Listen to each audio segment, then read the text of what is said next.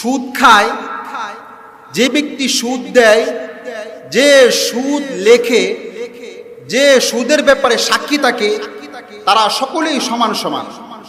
আল্লাহ পাক রব্বুল আলামিন, রাসূল বলেন, ওই সমস্ত ব্যক্তিদের উপর আল্লাহ তাআলা লানত করেছেন। নাসাই শরীফের 5105 নম্বর হাদিসে বর্ণনায় রাসূলের সাহাবী হযরতে সাহাবী রাদিয়াল্লাহু থেকে বর্ণিত,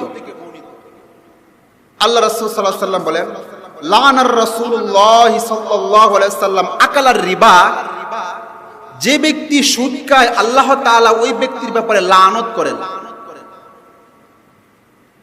ওয়া মুকিলাহু, এবং যে ব্যক্তি সুদ দেয় তার ব্যাপারেও লানত ঘোষণা করেন। ওয়া শাহিদাহু, যে ব্যক্তি সাক্ষী থাকে, একজন সুদ দেয় আর একজন সুদ নেয়, এর মধ্যে কিন্তু একজন সাক্ষী রাখে, যেন তুমি আমার সাথে সাক্ষী থাকো, এতদিন পরে সে আমার টাকা দেবে, তুমি সাক্ষী। যে ব্যক্তি সাক্ষী থাকে ওই ব্যাপারেও বলেন, ওই ব্যক্তির ব্যাপারে আল্লাহ তাআলা লানত করেছেন।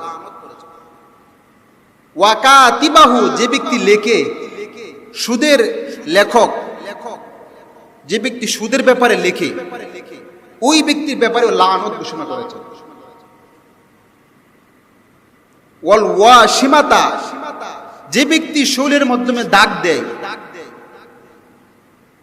ওয়াল মুতাশিমাতা, যাকে দাগ দেওয়া হয়। দেখা যায় অনেক যুবক ভাই আছে, তাদের শরীরের মধ্যে বিভিন্ন দাগ দেয়। যে দাগ দেয় তার ব্যাপারেও লানার রাসূলুল্লাহ সাল্লাল্লাহু আলাইহি ওয়াসাল্লাম লানত ঘোষণা করেছেন। যাকে দাগ দেওয়া হয় তার ব্যাপারেও লানত ঘোষণা করেছেন।